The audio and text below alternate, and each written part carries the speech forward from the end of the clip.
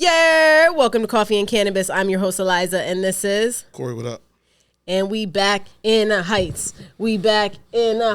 Trap boom. You know, we got somebody very special. But before we jump into it, for our coffee, you already know, Bodega. We've been filming in the evening, so it's been really tough, but I'm excited for us to get open and, you know, be able to have a new film site and be able to go back to supporting the local businesses like we typically do. But, you know, at least we got our corner bodega. Bodega special shout out, Kenny. Coffee. What are we smoking on?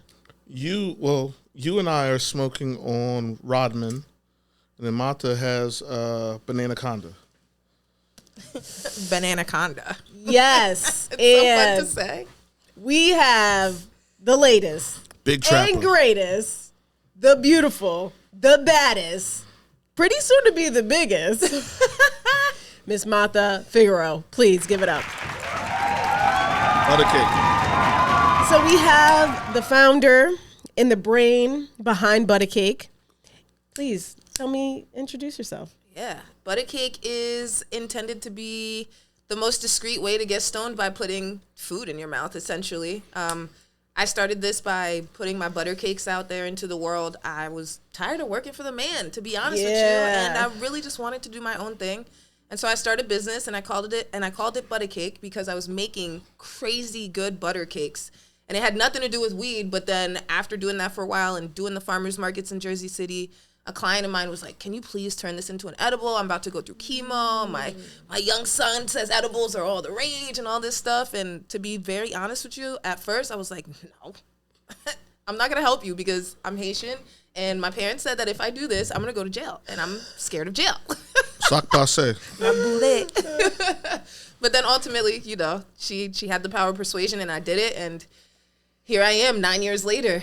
Well, still going at it. Congratulations on your launch in Jersey. Thank you. That's huge. You started in Delaware, though. Well, you pivoted to Delaware, right? Yeah. Because we're having some challenges here. So I want you to just explain sort of what your journey has been like in terms of like trying to take this small business what you thought was going to be a small business and just a quick, butter maker. No pun intended. But now you're like the first woman of so many different avenues when it comes to the edible space. Yeah. Like, just tell me about really that journey and like how you decided to go to Delaware and sort of hop from Jersey and then be like, fuck it, I got to make my dreams happen elsewhere. Exactly. So at first when New Jersey was like, oh, people can apply for licenses to do this for real. And, they were saying all these things about how they cared about people being from New Jersey and they had all these check boxes. So I was like, all right, I'll give it a try. So I applied for a Class 2 manufacturing license in December of 2021 under the name Canpowerment.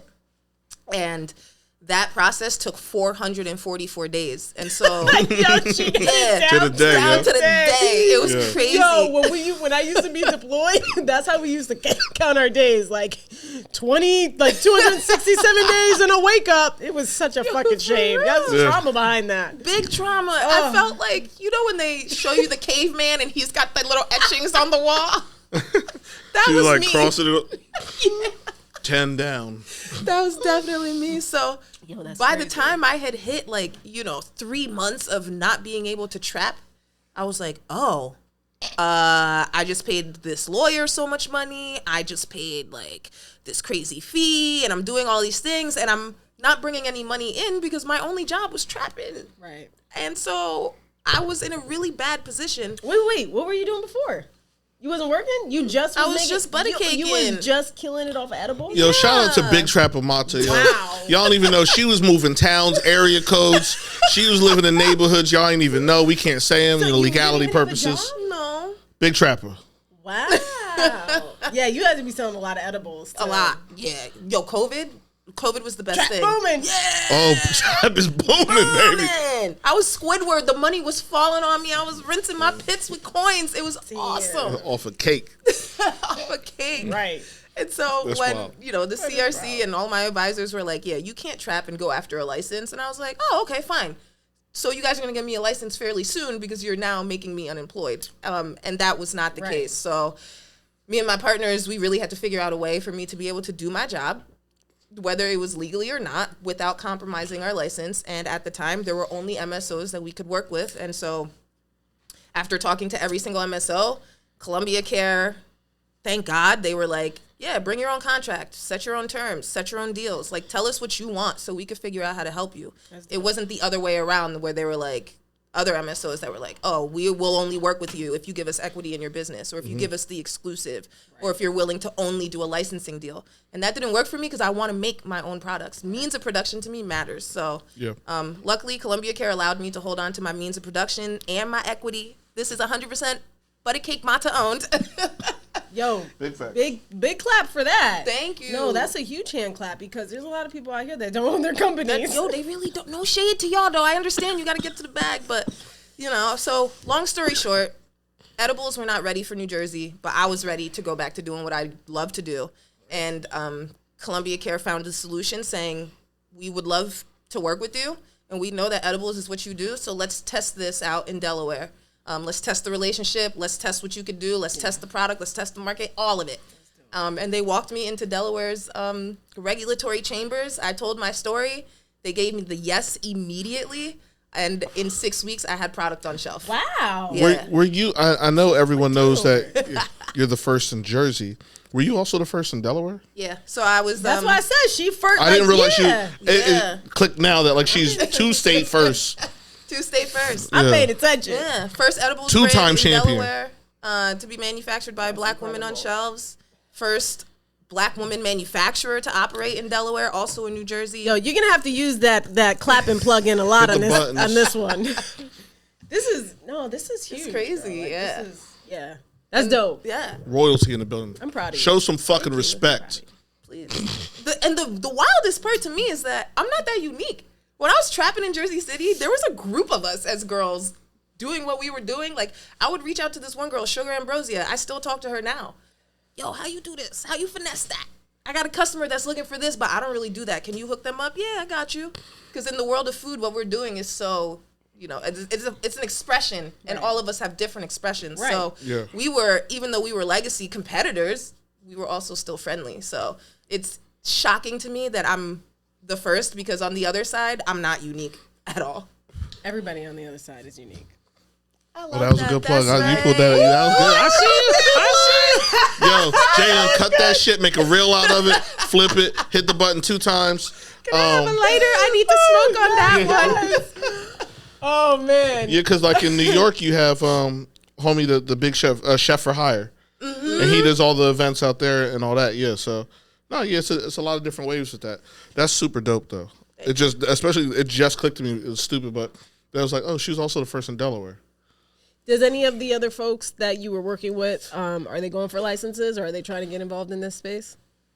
A lot of them are just watching me, honestly, and trying to see how this actually works and what's happening. Part of my business model as Campowerment Class 2 manufacturer is to be able to help to bring my legacy friends over to this side without them having to spend hundreds of thousands of dollars that honestly none of us have. I'm not rich. I was never rich. I have one investor, and that's it. Like, we are literally selling product. The community is my investor, and every time they buy these strips, I'm able to do more, and I can excel more, and I can bring other legacy brands to shelves, because we need that in New Jersey. We need that all over the country. Yeah, Thanks. yeah, that's serious facts, because I mean, that's how 40 Tons just came over to New York, right? 40 Tons. I love you, 40 Tons. And that's a dope brand. Big time. Yeah.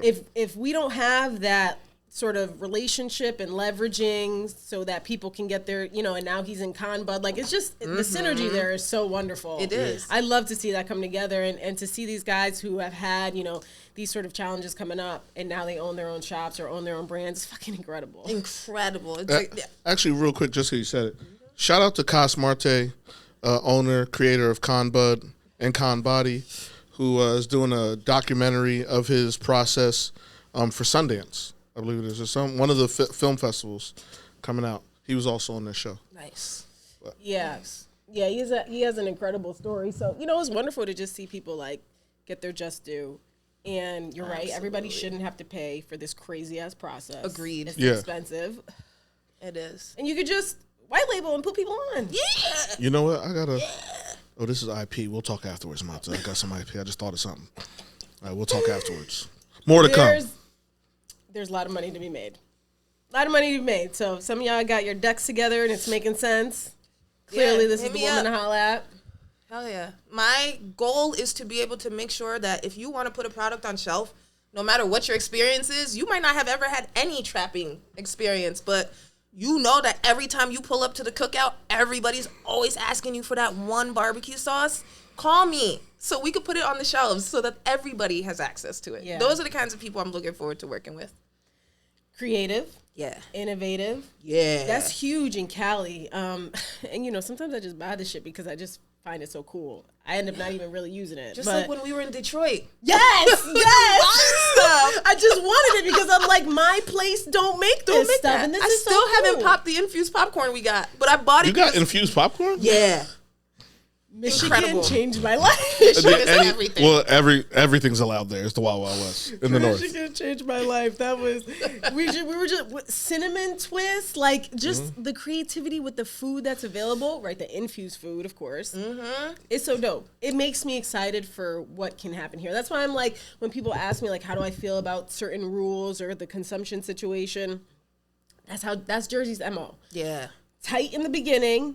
Let's watch it, and then we loosen up, try to make it. And I get it, right? You jump in too fast. Like New York did the opposite. Yeah. And everybody's cheering them on for like getting these guys open fast. However, it's been years. There are so many illegal shops. Look at what they have to compete with. Compete against, yeah. That is terrible.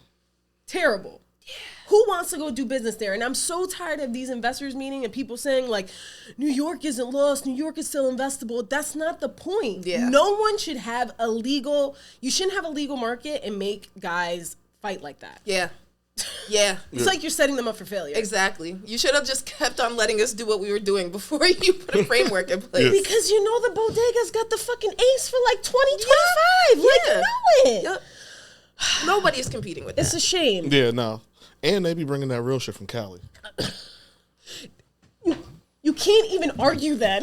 No. Like they bring over real shit. Like it's better weed. So anybody that don't believe it, all you gotta do is find some of that shit with all the Cali shit on it. If it got a metric tag on it, that's the VDL, all the sticker and barcode on the back. Go ahead and put that in the system, and I bet that shit will pop up.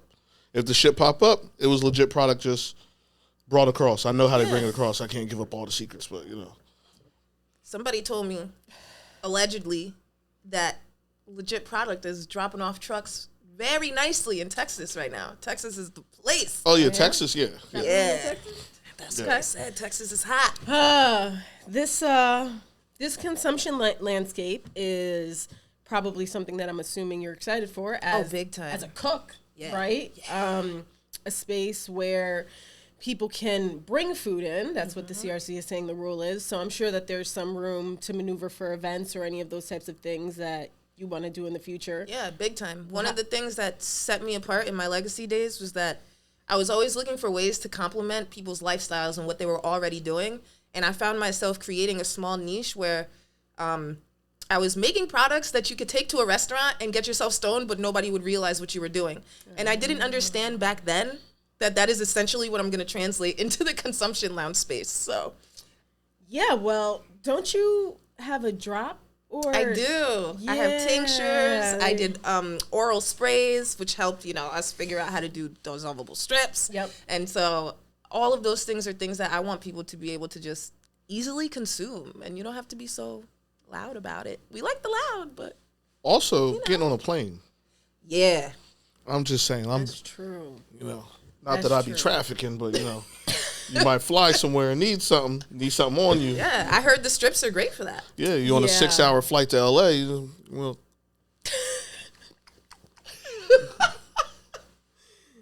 I'm never giving up the loud.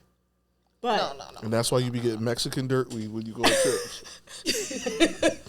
I just don't have the right Mexican friends. Yeah, that's true. I know. Yeah. Please find me some Mexican friends when I go to Mexico. Our good Mexican friends, please hit us up. Yes, if you're watching, slide in our DMs. Yeah, because Alyza be getting that bullshit. Yes, and I love Mexico. So I'm, Me I said our first corporate trip will be to Tulum or something like that as a company. I'm about to get sign on. I might have to get a little. I mean, why not? As retail partners, I gotta find the legal amount that I can get under. It's like Corey is a 1.1% investor into the company, just so I can go on a company trip. So I just want to go to the company trip. Yeah, I just want to be able to write off some shit. We got you. You can pull up. Thank you. We'll say that you're all consultant. There you go. Facts. Big consultant vibes. Holla at me. My rate is high though.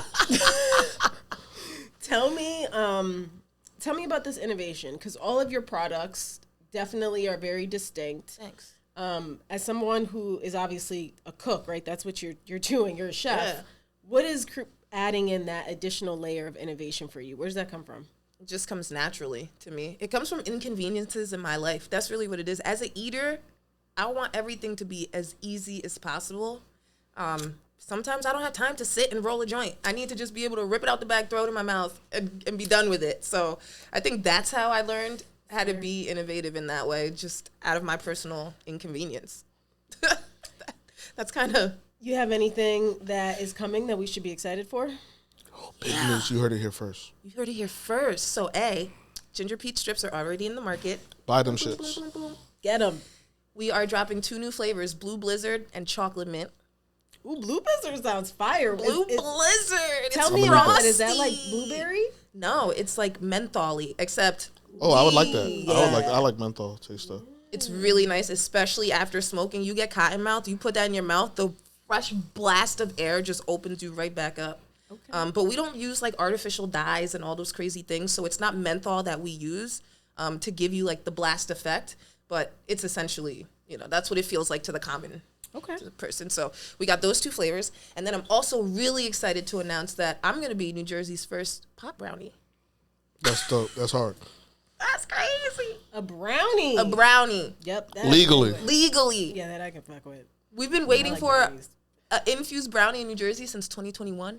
Since before that, since 2014 when the medical program opened up. Is that the peanut butter and jelly brownie? Oh, that's the one from the picture with the swirly. Yeah, that's hard. That's the one. We're calling it PB&J. Okay. Oh, and yo, we're so fucking corny. We spend way too much time together, yo. I know. It's like Jalen, he's like, oh, look at these millennials. They're so old. This is one of the first times we ain't match. I know. We have a habit of walking in here, would never know, and clothes completely match, and be like one day I was like, I'm gonna catch her on, I'm gonna be something different, and I wore like a bright red sweatshirt, and her ass walked in here with a red shirt on. Wow. Yep. You guys are connected like that. Yeah. I love that for you. Symbiotic. I love that for you. In my soft-loving voice. Yeah. No, so that's dope. That's hard. So, the pot brownie. Pot brownie. Thank you. Well done. That's super dope. Thank you. Also, shout out to the CRC for getting the job done. I know that it hasn't been an easy journey because I popped off a little bit during the process. It took 112 days, because I count the days, to get that approval. And so, while it was, for me, a strenuous 112 days, I am thankful to the CRC for getting the job done and for them being thoughtful enough to make it an impactful sign-off, because they could have gave this sign-off to any of my other competitors. Yeah. But they chose me, and that wasn't for nothing. So, and that's a big deal, too, because, not that I know anything, but a lot of times when you submit to the CRC, especially when you have something new that has to go through that process, and we can get into that, there are leaks that sometimes happen that then let other MSOs know, oh, so-and-so submitted for this, which tells them to turn on the switch and hurry up and create and get it to market, because they want to be able, even if they don't beat you to market, they want the second your hype hit to drop theirs. Yeah. Right? Because they don't want you just out here getting all the money. Mm-hmm. But the other part is, I think a lot of people don't realize the CRC doesn't do any R&D. The CRC does not have an R&D division. If you submit a new product to the CRC that they haven't already delved into, another MSO hasn't already done the work on, you got to supply them with information. You got to start getting the testing. You're paying for R&D lab testing at the real lab. Stability testing, all that kind of stuff. And stability testing ain't no bullshit. You got to prove 6 months, 12 months, and 6 months just to get on the shelf. 12 months for it to have a real shelf life. And in some cases, when you're innovative, 24 months. Yeah, which is damn near unheard of. And your normal vape is 12 months. And nobody's really looking past that because they don't want you to have it that long. They want you to buy another one. But like, it's dumb hard to launch a new product. There's shit that like just makes common sense to any weed smoker or edible taker that like the CRC is like, we ain't got no data on that. And you just in this 100-day cycle trying to prove it. Like, look, here's a study. Look, this came from Cali. Look, here's the R&D. Look, I sent it out for testing. Here's my testing results. Here's my 6-month study. Like, it is a lot of work. Here's my batch record from another state where I already produced this I already do this. item. Yeah, I know. Like, I've had to do it for dumb things that are like everyday weed things any other place. Congrats alone on getting through that process, because that is an achievement. Yeah, it takes forever. And honestly, it took a village, because everybody for that 112 days that it took was making sure that my mental was okay. Everybody was making sure that I was okay. And so I think if I didn't have that kind of support, I'd be back underground.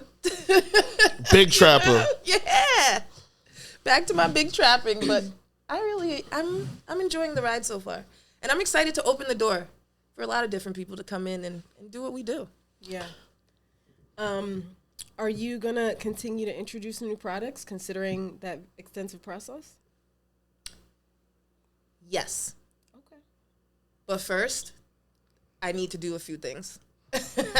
I need to make sure that the people that are processing my paperwork when I submit for a product approval, I need to make sure that they have checks and balances to abide by so that their process is smoother, so that it's faster for me. I need to make sure that their boss is telling them, like, oh, the same way we mandate operators to pay up $20,000, $50,000, $100,000 in 30 days is the same way now, CRC. We are telling you that you need to start signing their paperwork and pushing it forward in 30 days, 45 days, whatever the case may be. So once I get over that hump, I'm submitting products left and right all day, every day. There's timelines for most of these things, right? No. Like in that process? No. Like that the process doesn't generally say that they have to get this done by a certain amount of time? No. So I don't know how common this is in other places, but like in cities or municipalities, when they have building departments, when you call for an inspection, they have a certain legal limit of how long that they get to facilitate that inspection. Correct. And most people don't fuss with them because you also need them. But sorry, I got all over my face. Oh boy, this is this new camo. But they still going out. I'm not smoking it fast enough. They still have a certain time limit. I'm the edibles girl. They still have a certain time limit. So I just wonder if that is Well, currently, with it being a government agent, they're their own police. Correct. That doesn't apply to the CRC, but you know who that does apply to? The legislators. When I go file a complaint about the CRC to the legislators, they have to respond. The legislators have 30 days to respond to me. Yes, they have they have limits, right? Exactly. Yeah. So now we need to tell those same people that got 30 days to respond to me that now that same rule applies to the CRC. Yeah. Mm-hmm. I For think, me, it makes sense. I think the CRC, and I know we had talked about this before, I don't think they were ready for how big it was going to be. They were just like, all right, we're going to set this agency up. So and it was like, no, you need to hire a lot of people. Like, this is about to be a thing. Yeah. You need to hire a lot of people. Like, y'all ain't got enough people. This is about to be a thing. Yeah. And I think they're kind of going through some of the growing pains of that. Big time. Big time. You know, I've seen a lot in the past, I don't know, I've been dealing with them probably 4 years now. Because I'm on one of the first licenses that we didn't do. But, yeah, like, the growth in even how big the agency is, now they have actual departments, right? You know, like, it's grown a lot, but, like, they weren't ready for how big it was going to be. You know, there's probably, 500 approved licenses in the state, something like that? Not active, but approved different licenses. And, honestly, just the MSOs alone probably keep a whole village in that department and busy. Yeah, for sure. Yeah, because we, you know, working for MSO, we submit nonstop. Even for stuff we already have, like, you know, an MSO might have 70 different vape SKUs alone. Every one of those flavors got to get submitted. And that's another like piece of my argument to the CRC. It's like you don't have any processes. So now every time I want to do a strip, I have to start all over when I'm changing one ingredient, which is the flavor. Yeah. It should be automatically approved no matter what flavor I ever do for this product because it's approved in the first place. All the active ingredients are the same. Exactly. So they're giving themselves more work to do by making us give them more paperwork. And then we bear the brunt of it because we wait 112 or 120 days for an approval. I wonder how well California's figured this out. Like, I know a lot of folks go over there to learn about how, you know, the market looks, but I mean from like that aspect, like their regulatory agency, like I wonder how smooth it is. It can't be that smooth. They've been running for a while. Yeah. Yeah, but they also been medical. They didn't have a lot of limitations on their medical products either. So right, like in New Jersey, you can't do a drink. An infused drink. Right. Infused drink's been around in Cali for 5, 6, 7, 8 years. Yeah. Right. So like, because they're one underground world, then their medical program had so much stuff already in it. By the time they went rec, it was just like, all right, yeah. Like, oh yeah, we got resin. Oh, drink shit. Yeah, put it in a drink. Yeah. Like Jersey wasn't that far advanced. It was just kind of like, all right, we'll do this medical thing, vapes and some smoke. Well, y'all want to put it in food now? What? A drink. Hold up. Yeah. And then a brownie. What? I think Jersey. A lot of people don't realize Jersey gets a lot of pushback from like the police organizations, like the state trooper organizations, and all those groups. So one of the things they always bring up, I know, for drinks is controlling drinking and driving. Right. Which drinking and driving with alcohol is very different than drinking and driving with cannabis. Correct. Even though for some reason they use the same intoxication test when they pull you over. Just saying. But like, so they talk about that kind of stuff of like, how do minors get it? How a minor can get it? How drinking and driving, things like that. Is it going to be allowed to be served at bars, like with alcohol present, which would go against the current CRC rules and laws? So when you start delving into all that, that's why the CRC is kind of like, listen, like somebody else got to figure this shit out. Yeah. So. You know, and like all states, every state want to do it themselves and come up with an idea like they knew. Yes. It's like this shit exists in other states. Just copy somebody. It's already here. Like Jersey is 90% the Maryland laws. If you don't know that, just look that up. Maryland came out first with their laws. Jersey copied it about 90%. One of the things they didn't copy was that 18-month stability. They only do 12 for flour. But yeah, but like it's like just copy some other shit and let's keep it moving. Let's get this money. They obviously making money because something happened. How much more money could they really make? Listen, it's a lot of money. We're the most densely populated state in the country. And also, I feel like people forget too that New Jersey has a massive pharma industry. Like, we're the pharma capital. Are the pharma capital. Yep. So these people take a very conservative approach to drugs. Yeah. In their mind, that's what this is. Yeah. So, of course, they're like... And they not making no money, so... Yeah. Oh, don't get it twisted. Major investors in cannabis, Amazon and Uber. Well. Which would be dangerous. Yeah. Just saying. They're trying to figure out a way.